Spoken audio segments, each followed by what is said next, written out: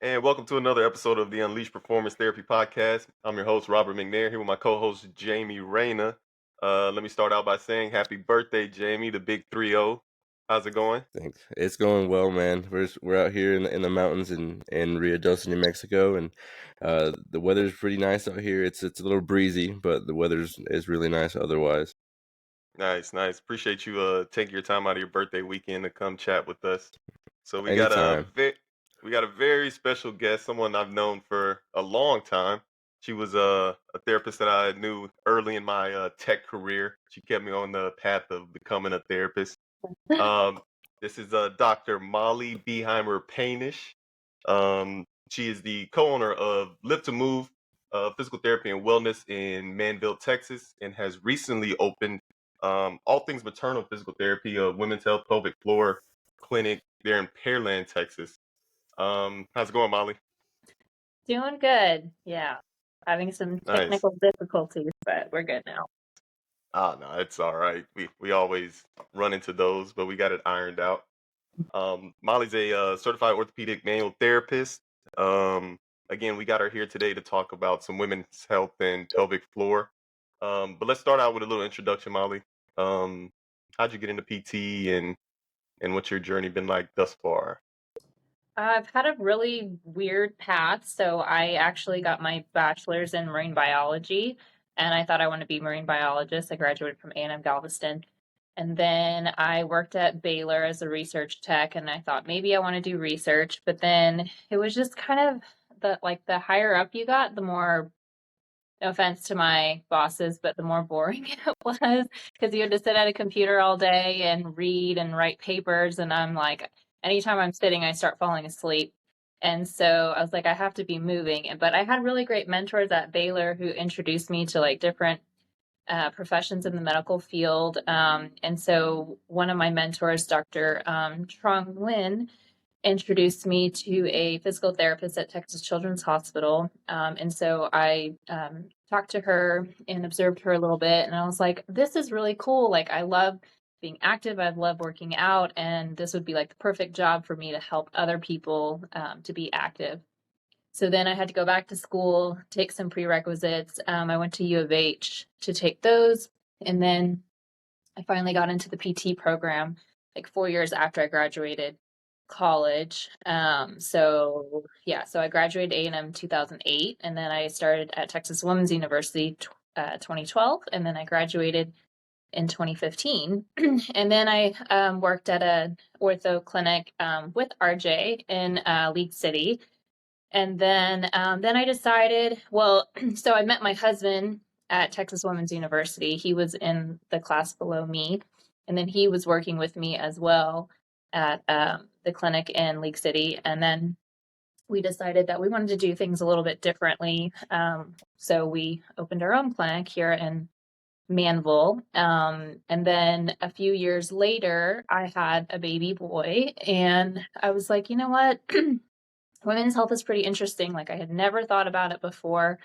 And even in school, I was like, this is not for me. I would never do this. And then after having a baby, I'm like, wow, I really want to do this. And so then I took a lot of courses, and then started getting into women's health. And originally we had our patients here at Live to Move. But then we wanted to create a separate space and more private space, especially for women that have gone through trauma. It can be a little like nerve-wracking, because a few patients have said like, oh, I can hear everything that's going on in the ortho clinic gym, and I don't feel comfortable.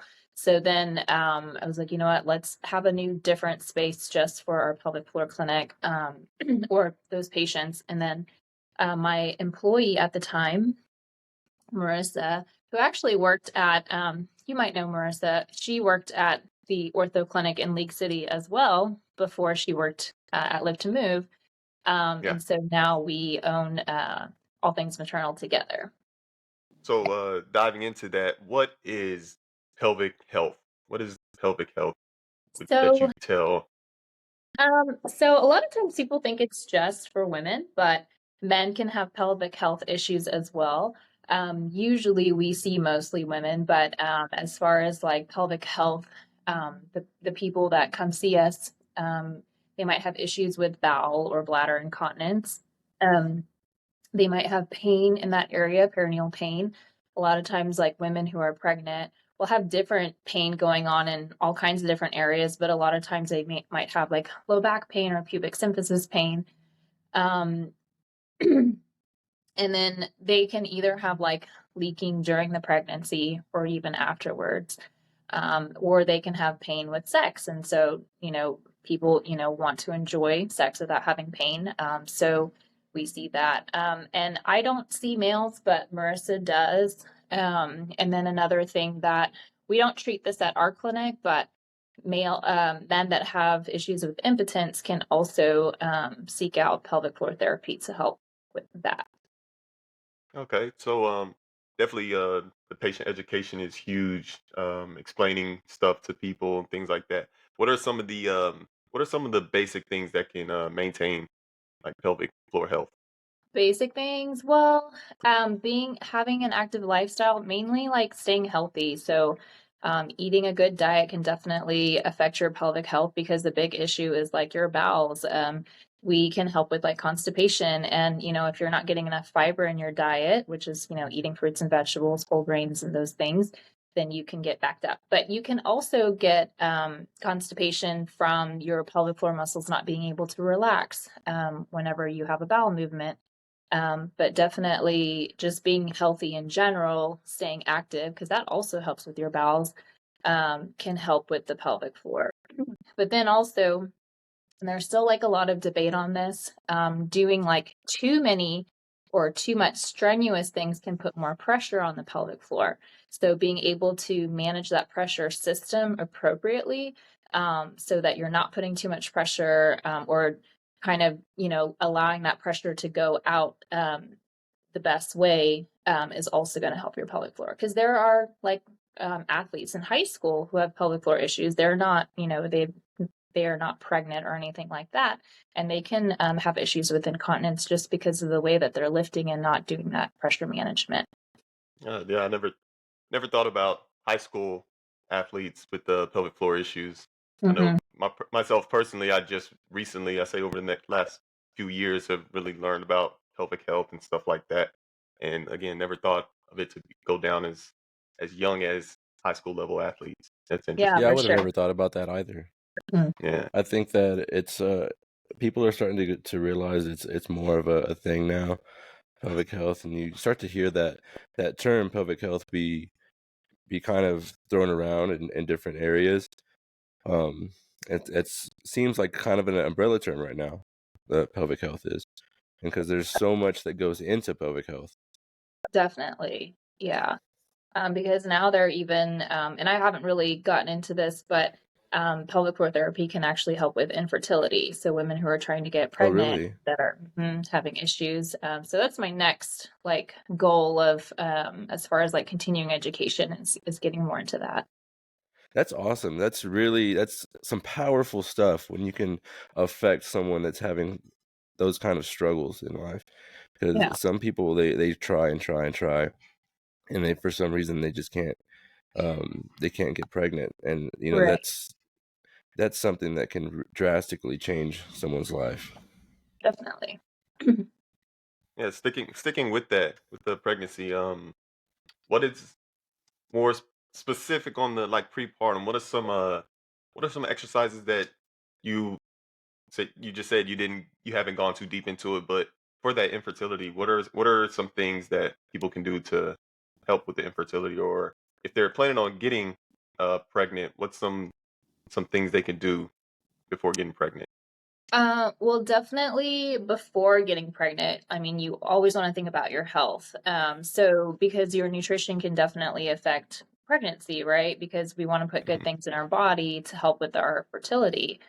And then like staying active and being, a normal weight can also help with during your pregnancy, as far as like having pain. And then And then like staying fit during your pregnancy as well. And not saying that just because you stay fit, you're not going to have pain. But it can definitely help. And then if you have other like medical conditions like high blood pressure, diabetes, those things can also affect delivery, especially if you want to have a home birth, because you have to be low risk for a home birth. I actually had 2 home births, but if like that's kind of your goal, is to be able to have a home birth, with a midwife, then definitely need to be healthy. And then also being fit helps with your delivery, or during labor, to kind of help speed up the process. The more active you are, the easier it is going to be able to get like push the baby out. So all of Yeah, those and things are. I Oh, was go gonna ahead. say we're expecting our second child here pretty soon. Congratulations. And thank you. And with the first one, we were extremely active before and during pregnancy. Mhm. And I mean, I can't personally speak on it, but I feel like the labor was much easier than it could have been because of how active my wife was. Um, Yeah. and kind of bouncing off of that, as far as maintaining a good pelvic health system, um, are there certain things that someone who's pregnant should be doing in first trimester, second trimester, third trimester, leading up to the birth of the baby? Yes. So, one, every woman should see a pelvic floor therapist, because Mm-hmm. sometimes when a lot of times they're like, do Kegels, do Kegels, do Kegels, right? Or Yeah. that we also call them pelvic floor contractions. Um, but sometimes we don't. Kegels are the last thing we want to do if we don't have the ability to relax the pelvic floor. And so some women, yes, they do need to do Kegels, but other women might need to learn how to relax the pelvic floor.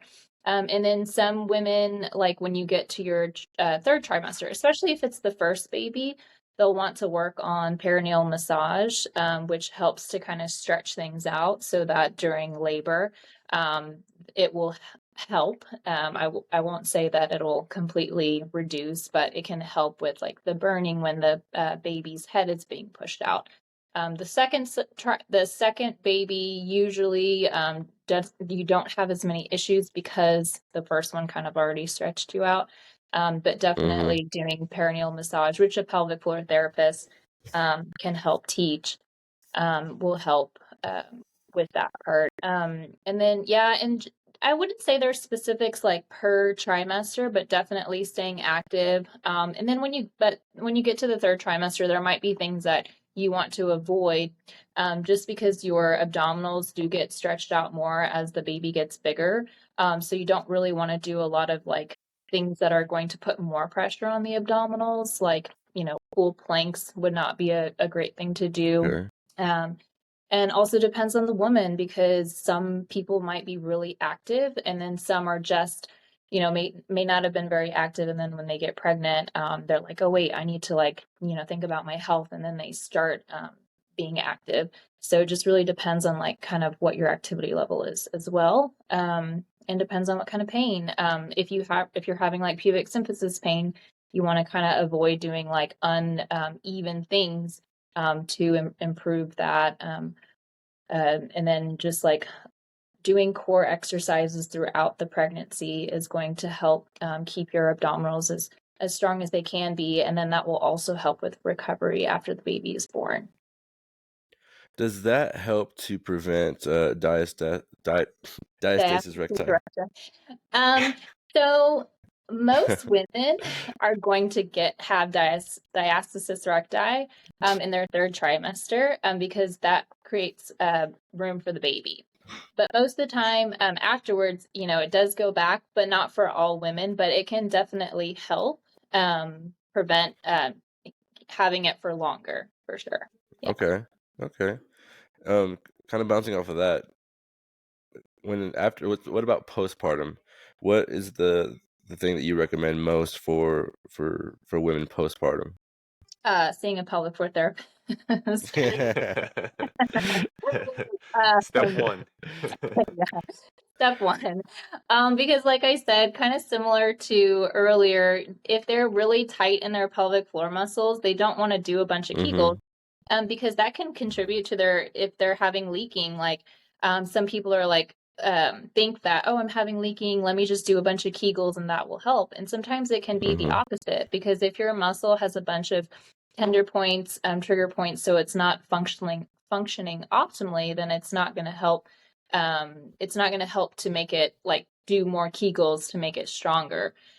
You can still have leaking even if you're doing a bunch of Kegels. So if they are like overly tight, a pelvic floor therapist can assist with kind of decreasing those trigger points so that muscle will function optimally. But starting to activate the pelvic floor after having a baby is good as long as there's not too much tightness, and also slowly working on getting those core muscles stronger, focusing on the transverse abdominis kind of exercises are going to help postpartum as well. Okay.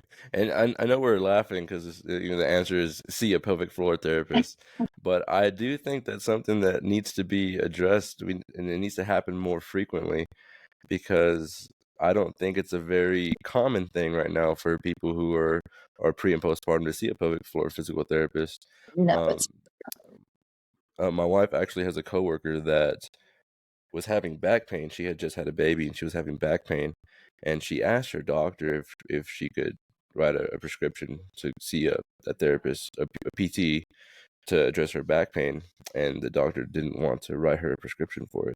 yeah, it's really, really crazy that Mm. unfortunately a lot of OBs and MDs, one, they might not know what pelvic floor therapy is, or they might not know like what we can do to help. Like I had a patient very recently Mm-hmm. who had a hysterectomy, and she's older, and she was having a lot of pain and incontinence, and she came to me directly, not from the recommendation of her OB who did her surgery. And so I did her evaluation, sent the eval to her doctor, and her doctor won't sign it. And it's just like, hey, like this is going to Yeah. help. And, I don't know if it's like hurting their ego, like, after the hysterectomy, now she's having all these issues and, you know, but Yeah. it's very frustrating when we can't. It's extremely frustrating. So is that kind of along the same lines? Of course, PT as a whole is going through the process of you having to get a referral to see patients or for them to come to you. Um, do is like the limited direct access that like a regular physical therapy clinic has? Is that the same thing with your clinic with all things maternal? Yeah, we have limited Yeah. direct access, so we still have to get a referral if they don't have one within 10 business days. So, like the lady that I just saw, like I can't see her anymore starting on Monday because we don't have a referral and we don't have her eval signed. Even though The she's already ongoing seeing, battle. yeah, she's seeing like a lot of benefit, but now we have to stop, and who knows how long it's going to be until I can see her again. And that is Yeah. how it works, right? So they can come in and see your PT for 10 days. The PT can write a referral to send to their doctor, and the doctor just has to sign it, and then they can come back. Yeah, well, usually we just send the eval. Like we don't really write a referral. We write up the evaluation, we send that, fax that to the doctor, and they just sign it, and that's just the same thing as getting a referral. Okay, okay. Yeah, I was a little bit confused, a little bit fuzzy on the details for that, because that's what I was trying to tell my wife's coworker, that she could go see a PT like Yeah, for 10 days. I would tell her to get a different doctor, to be honest. Yeah, because when I worked with RJ at the other clinic, there was a kid who came in with low back pain, and I don't know if he played football or if he was just running, but he was getting low back pain with either one of those activities, and we did the eval, and at the time we couldn't treat. Now we can treat for 10 business days. So we only did the eval, recommended PT, sent that to his pediatrician, and his pediatrician was like, "No, you can. I need you to be on bed rest for your back pain." And it's like, Oh no. "Are you serious?" And I really want to tell the mom, like, "Hey, you need to take your kid to a different pediatrician because this is not good advice." Yeah, I'm the going back to the infertility, that definitely kind of sparked my interest. It's amazing the the things that everybody's still learning. Again, pelvic floor is kind of, I don't want to say a new thing, but it's kind of picking up some steam. Other than that, do you see, Molly, any other interesting kind of milestones that's being I'm sorry. seen Interesting with what? pelvic health? Like milestones, like stuff that we really don't think about in the advancements in like learning pelvic health. It's like, okay, this can be treated with pelvic health where it traditionally couldn't be. I know I'm kind of putting you on the spot, Yeah, I throwing don't some stuff know. out. Yeah, and I didn't even know we could treat infertility until very recently. My business partner, Marissa, was telling me, and I was like, oh, wow, this is so cool. Like, let me go look up some courses. And that the courses are very limited right now, too, just because there's not a whole lot of research out there. So yeah, I don't really. I'm sure they're going to find more things, right? Because even with Right. just regular physical therapy, like they're always finding like, oh, now physical therapy helps with this and this other condition. So Robert mentioned that you also did dry needling. Have yeah, you ever done dry needling for the pelvic floor muscles? no, I haven't taken a course on that, but I just signed up. So April Yeah. 27th. Yes. And that'll be fun because anytime we learn a new skill, we have to do it on each other. So yeah, Ooh. so, The yeah, so the I'll let company you know that how I it goes. the company that I'm certified in dry needling in, they used to do a pelvic floor class. They had a level 1, level 2, and then their level 3 was just pelvic floor. And I had wanted to sign up for it last year, but I just didn't get the chance to. And then when I go to look at it this year, they didn't offer it anymore. So I'm wondering if Oh. that was, yeah. Yeah, I'm not sure. I know like there's a lot, I feel like there's a lot more dry needling courses, like different companies that offer dry needling for pelvic floor now, definitely more than they used to. I forget which one I had signed up with, but a bunch of people on like I'm in different like Facebook groups for like pelvic floor. They had specifically recommended this course for like pelvic floor dry needling. Mm-hmm. So that's, Well, you'll have to send that information over so I can yeah, look at it. Yeah. And then you can tell us more about how that course went after you take it. for sure. Yeah, Molly's the she's the OG dry needler. That was the Yeah, first time I ever. I started the drug needling at the other clinic. Yeah. Yeah, and it's funny. Of course, me and Jamie we're classmates in PT school, right? And he's licensed PTA, so we Oh, we'll be in class, and then after class, he's out over here with the needle sticking people. So we have us a good time. yeah. All right. Dry needling is really effective. And sometimes I'll ask Mm-hmm. my husband, like, I haven't done this part in a long time. Can I practice it on you? And he's not a big fan of getting poked with needles, but yeah, he's my guinea pig. Not for pelvic floor. No, he won't let me do anything pelvic floor. My wife will We let got me needle her everywhere, but not right now since she's pregnant. Right, right. it. So I have to practice on all of my classmates. There you go. All right, going back to you personally, Molly. Again, you have Live to Move and All Things Maternal. Knowing what you know now, what would you tell the Molly 10 years ago? Any information, any advice that you'd give yourself going into your PT journey, your ownership? Yeah, Owner the business. I wish I would have started my business sooner. I hear that a lot, actually. Yeah. That was Yeah. we had a therapist on a few episodes ago that has a cash based business, and that was Yeah, one of the big things she said. she Just said kind of that. jump into it. Yeah. Yeah. Yeah, there's definitely lots of rewards of owning your business. I mean, it is hard. It's going to take a lot of hours, but like my husband, he used to work like 7 to 7 when we first started. And this was before we had kids too. But now that we have babies, like our goals have changed a lot. And so my husband, James, I have the babies in the morning, so I watch them. And then and he works in the morning, and then in the afternoon, he has the kids, and then I work in the afternoon just so that we can, spend more time with our kids just because like time flies. So Definitely. yeah. But I mean, if I worked at where I used to work, I don't think that would be a possibility. So owning your own business can give you a lot of flexibility, but you still have to put in a lot of hours into it too. Absolutely. And I think that me specifically, I'm more of the quote unquote hands-on learner. So I think I'd actually have to jump in and do something in order for me to learn how to do it the correct way.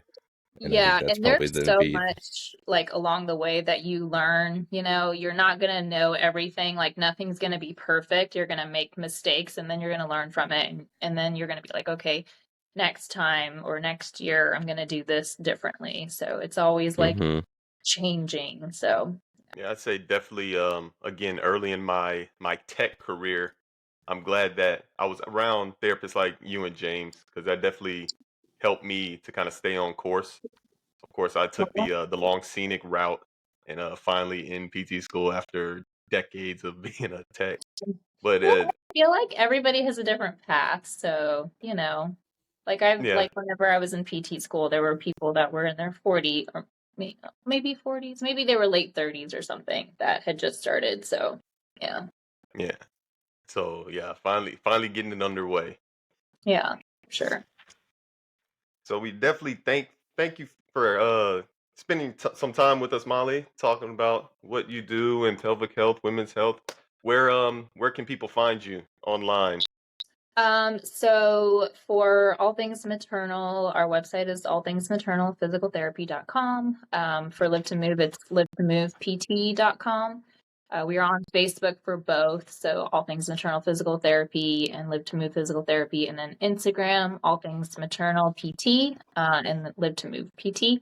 And then if you guys want to come in for a visit, we are in Manville and Pearland near 288, and we are going to actually have a grand opening for the All Things Maternal location February 24th, so everybody is invited. And you don't have to be a female just to come to All Things Maternal. Oh, and funny story, when we had a bunch of issues when we were trying to open All Things Maternal, a bunch of hiccups, and our first patient there, which was Marissa's patient, was actually a male, even though our like target is like pregnant and postpartum moms. But yeah, our first patient was a male, and we just thought that was so funny. That's good. All right. That's going to do it for this episode of Unleash Performance Therapy podcast. If there's any special topics or special guests that you want us to have here on the show, go ahead and shoot us a DM on Instagram or hit us up on unleash.tx. And like Jamie always says, be sweet to us. Scroll down, leave us a 5-star review, and follow us, subscribe, like us, and all that good stuff. Thanks. Appreciate you, Molly. Yeah, thank you.